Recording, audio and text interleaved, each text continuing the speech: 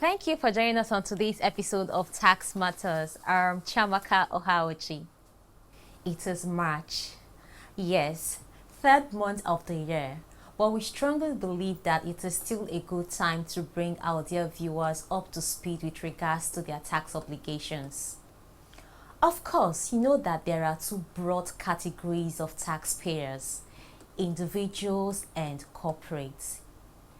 Individuals pay personal income tax, which in itself is divided into two: pay as you earn for those in regular employment and direct assessment for entrepreneurs, one-man business owners, partnerships, professionals in practice, and business names.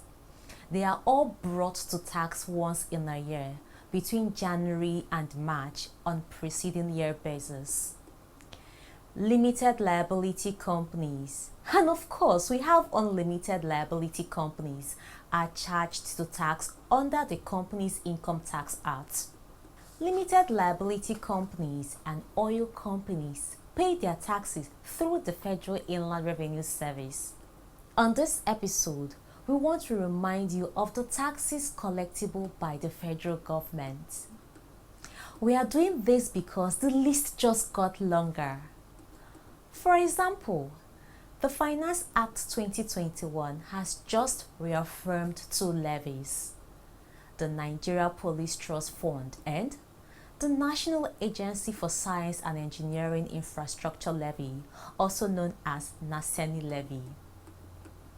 These two levies, which have been in the works for a few years, were formally established as collectible by the Federal Inland Revenue Service by the Finance Act 2021.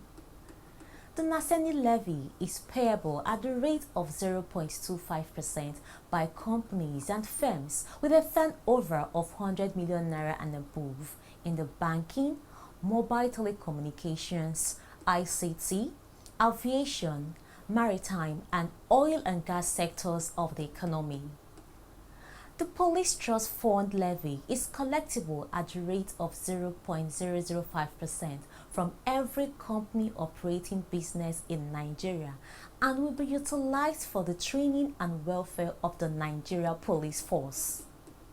The Petroleum Industry Act 2021 has also brought in its wake what is known as hydrocarbon tax, which, as you will find in the short clip that will follow shortly, will run pari passu with the petroleum profits tax for a period stipulated in the law, after which it will fully take over, and of course run alongside Companies Income Tax Act.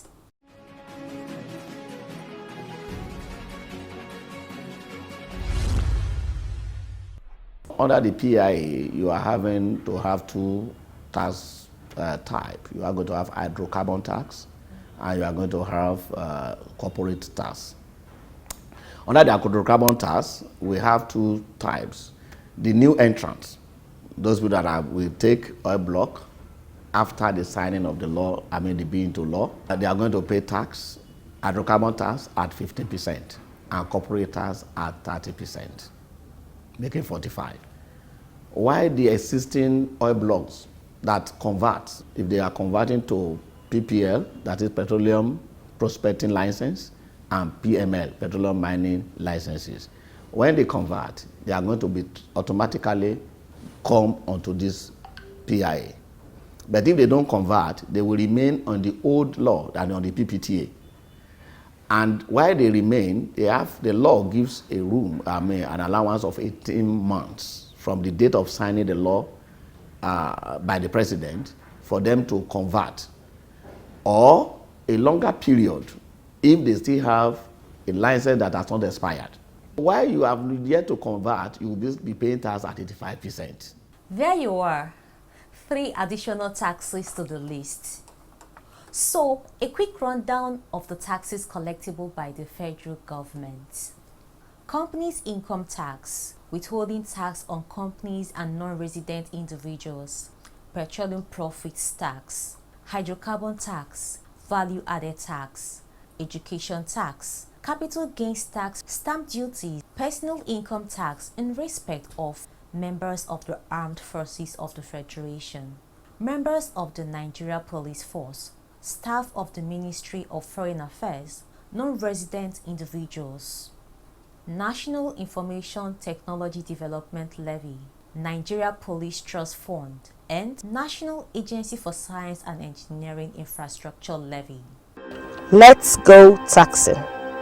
Hand in hand, cheerfully. We go taxing as birds of a feather that flock around to make a living. With our signals drawn on the field, we go to pay our taxes cheerfully, knowing that our lives come to naught without us taxing together, to build our homestead, to mend our lives anew, to make our lives whole. Let's go taxing, hand in hand cheerfully, drawing our strength like a broom that breaks knots, for taxing together makes us wholesome. Now that you have been reminded of your obligations as an operator of a limited liability company, how do you go about fulfilling those obligations? We assume that your company is already registered by the Corporate Affairs Commission and that you have your RC number. That will also mean that you have a corporate TIN. Armed with your RC number and your taxpayer identification number, the next step is to register on the FIRS taxpro Max platform. As a going concern, companies' income tax becomes due 18 months after commencement of business. But there are taxes in the list on your screen that become due from day one. Value added tax is one of them. Withholding tax is one of them. With regards to value added tax, it is either the vendor adds value added tax to the fee or amount due to you for a service rendered or goods sold to you, or conversely, VAT is added and deducted by you from the payment that you're making to a vendor who has rendered the service or has sold goods to you. VAT is borne by the consumer and therefore added on top of the price or value of purchase at the rate of 7.5%. Whichever party deducts VAT, it is obliged by law to remit the deducted sum to the FIRS immediately or at the latest the 21st day of the month following the month of deduction.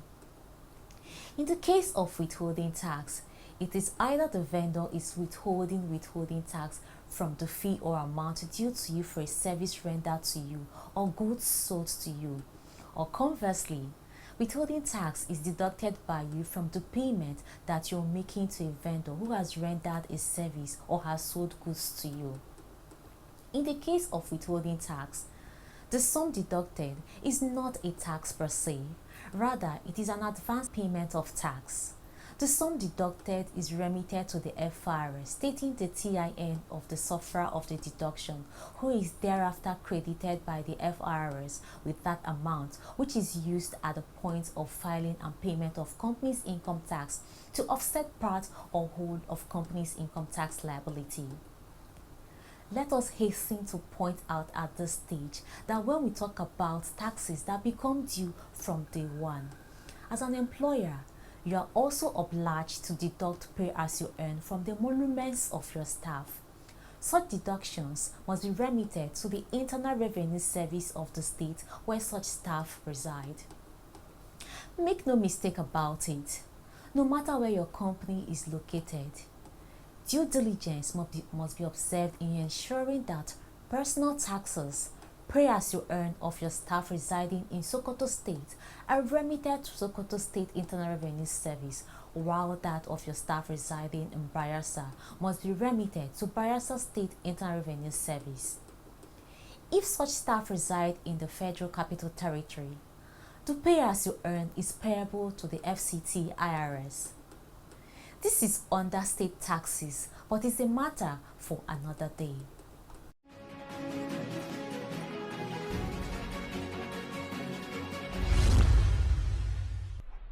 Back to federal taxes, back to taxes collectible by the FIRS. Today, we want to take you through the process of using taxpro Max to file VAT returns and make payments.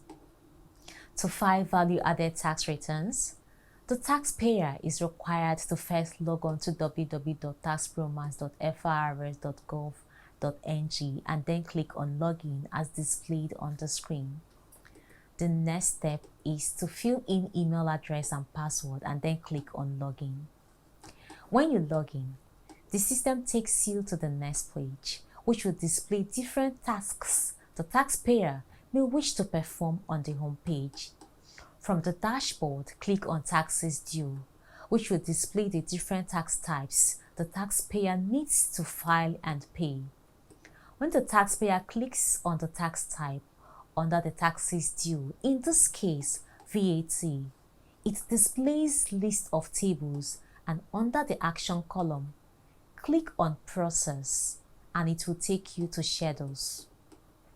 The system will display list of schedules on a page with status marked S or ticked if completely filled. Then click on the schedule marked S to proceed and to fill in the necessary information. Then click on Goods and Services Exempt and then select Naira as your returning currency, and after that click on Proceed. Then it takes you to the next page, which is on Product category. But since we are filing new in this case, we just have to proceed. Do not make any adjustment or correction, but keep clicking on Proceed. Then the system takes you to the next page that will display the VAT form, which is now being computerized. For a company that is filing new, which has not carried out any business transaction, for instance a new company, you don't have to fill in your sales or revenue. Just type 0 in your total sales and automatically it calculates your VAT to be 0 as total due. But if you have carried out any business transaction, you will fill in your total sales and the system automatically calculates your VAT at the rate of 7.5%. When the taxpayer has filled the necessary information, the system will display a small box requesting the taxpayer to check the details. The next step is to click OK and then click on Submit, and that's all.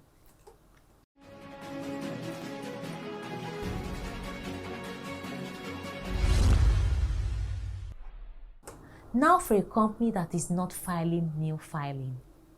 After logging in and selecting the Taxes Due, which takes you to the next page where you select VAT as the tax type. Then click on Goods and Services Exempt and then select Naira as your returning currency, and after that click on Proceed. Then it takes you to the next page, which is on Product category. Then click and select the product name and amount and then click on Proceed. This then takes you to the next page, which will display the customer's description, customer's theme, customer's name, date of transaction, and so on. Fill in the necessary information and then click on Proceed. After proceeding, it will display the VAT form, and in this case, let's say the company's total sale is 12,500,000 Naira. The system will automatically calculate the amount you have to pay as VAT at the rate of 7.5%, which is 937,500 Naira. Then check the box that will be displayed to ensure that the VAT you are to pay is correct, and then click on Submit.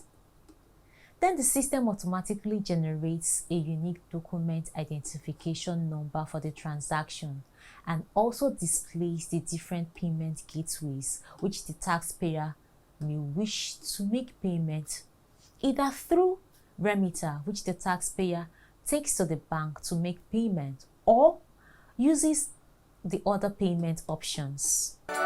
Do you provide goods and services? Then you must answer these important questions. Are you registered for VAT? Do you charge VAT on the goods and services you provide? Do you keep records of all your transactions? Do you file VAT returns? Do you remit VAT collected to government coffers? If your answer to any of these questions is no, then you are breaking the law. The law demands total compliance. Therefore, you must register for VAT. You must charge VAT on goods and services. You must file VAT returns. And you must remit all VAT collected on behalf of government within 21 days to the bank nearest to you. To do otherwise is a crime punishable everywhere in the world. VAT is prescribed by the law. Do the right thing. Collect and pay VAT. This message is from the FIRS. It pays to pay your tax.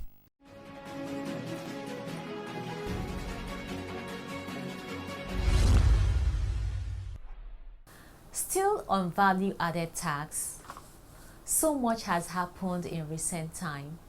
First was the suit filed by the Rivers State government against the federal government of Nigeria, seeking the declaration of the court that value-added tax should be collected by the states is against what obtains currently, whereby the federal government, through the Federal Inland Revenue Service, collects VAT across the country. That case has gone from the Federal High Court to the Appeal Court and is now at the Supreme Court. On Tuesday, March 1st, 2022, the National Assembly, in its bid to amend the Constitution, placed value-added tax on the concurrent list. In other words, VAT can be charged and collected by both the federal government and the state governments. In addressing these two issues, let us state clearly that we are aware that the VAT case still being in court makes the matter sub judice, and in this case of the Constitution review by the National Assembly, that provision on VAT and other provisions passed along with it need to go to all the state houses of assembly, and the last time we checked, 2/3 of the state assemblies must pass the provision for it to become a part of the Constitution. So it is fingers crossed.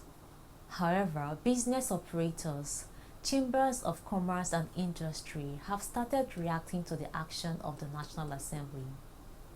The Organized Private Sector, OPS, has said the federal and state governments, businesses and consumers will bear the brunt of the new value-added tax regime, following the rejection by the National Assembly to place VAT on the exclusive legislative list in the ongoing amendment of the 1999 Constitution.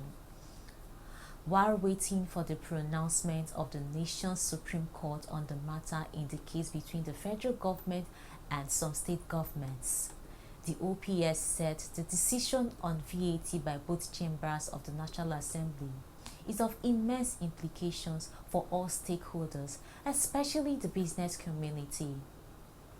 The thrust of the argument of the OPS are that businesses will have to pay VAT in each state. Basically, businesses should expect a new taxing regime of having to pay VAT in each state that they have a presence or located, and a further rise in the cost of goods and services, leading to skyrocketing inflation rate and further reducing the currently eroded purchasing power. We quote, "Collection of VAT at the subnational level comes with its challenges, especially businesses that have multiple operational bases and offices across the country in calculating their input and output VAT, leading to accrual of loss by business." And then there is the technology gap. The calculation of VAT payable would be different as the VAT rates vary from state to state. For example, 6% in Lagos State and 7.5% in Rivers State. This will affect organizations' claims for their input on VAT. Commenting on the issue, the Chief Executive Officer of CPPE, Dr. Muda Yusuf, said, "From the perspective of collection efficiency, it is not a bad idea to opt for centralized VAT collection. This should be done by the Federal Inland Revenue Service. It has a robust structure, spreads, and capacity to discharge such responsibility. Besides, mandating the states to collect VAT presents many implementation challenges, especially with regards to interstate transactions and value chains that cover several states. There is also the risk of multiple taxations by states.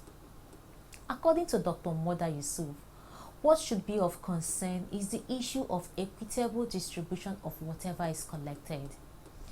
There should be a strong derivation factor in distribution to ensure fairness and equity. On this same matter, we sat down with Mr. Taiwo Oyedele, fiscal policy partner and African tax lead at PwC, about 6 months ago, just when the controversy erupted. We kept the interview in the cooler for us not to run foul of the law.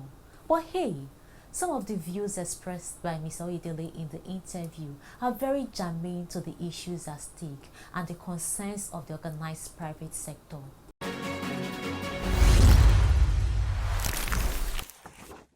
Joining us on today's episode of Tax Matters is Mr. Taiwo Oyedele. He's the fiscal policy partner and African tax leader at PwC. Mr. Oyedele, thank you for joining us on Tax Matters. Thank you very much for having me. It's a pleasure to be on your program. Sir, we are mindful of the sub judice nature of our topic of discussion. Nevertheless, we want to get your perspective on the VAT controversy. Okay. Now, we record that at the outset of the Third Republic, that is in 1999, the Lagos state government, under the leadership of Mr. Bola Ahmed Tinubu, took the federal government to court on this same matter. Now, I'd like to know, where or how did the case end up? What Lagos State did at the time was to challenge the powers of the Federal Inland Revenue Service to collect VAT. Very similar to what's happening now. But I think what happened then was they went straight to the Supreme Court. And the Supreme Court, the case was thrown out on technicality. It wasn't that they considered the arguments and the analysis. And the Supreme Court said that if it were to be a case, a dispute between Lagos State government and the federal government, then the Supreme Court would attend to it. But because it's a dispute between Lagos State government and an agency of the federal government, that the Supreme Court does not have original jurisdiction, on that basis, the case was thrown out, so it was never determined the way we are dealing with the case now between Rivers State government and the FRS. Now, as a fallout, Lagos State government passed the Hotel and Event Centers Law, which hotelers challenged in court. Now, how far did that also go? Yeah, so I would say maybe they're just related. They're related in the sense that Lagos State then introduced their own hotel consumption tax, which is a consumption tax like VAT. So what then happened was hoteliers and even at a point or two, a co-hotel then said, you cannot be asking us to do consumption tax and also do VAT at the same time. So there were two judgments, both of them are related but not on the same topic. There was one about who has the powers to regulate hotels in Lagos State. That went all the way to the Supreme Court, and the Supreme Court said it was the Lagos State government that had the powers to regulate hotels in Lagos State. When they then enacted a law on consumption tax, it was on the basis that if we have the power to regulate hotels, then we must have powers to be able to tax them. But then the court said, then took it up and said, see, we are confused here. We have two taxes that are being collected, and they're both consumption taxes, and you're asking us to pay. So they went to the Federal High Court and said, can you please guide us who we're supposed to pay to? So the Federal High Court then said that VAT has covered the field of consumption tax, and therefore both consumption and VAT could not be collected at the same time. But I think the case was appealed and then it was withdrawn again. We didn't have a final determination, and also that case did not go to the heart of the issue we are dealing with. It did not address the constitutionality of VAT. It was rather a dispute between VAT and consumption tax. Now, sir, beyond the debate about who has the power to collect VAT, now I'd like to know what are the relative advantages of VAT over other forms of taxes like sales tax and personal income tax? I think the major advantage you have with a VAT system, first compared to personal income taxes, anything to do with income taxes is difficult. The reason why it's difficult is because people want to hide their income. So if you work in a formal employment, they pay your salary, you don't have a choice. Most employers will deduct your PAY and pay it to government. But if you are working for yourself and you earn income, it's difficult to just go and volunteer and declare everything.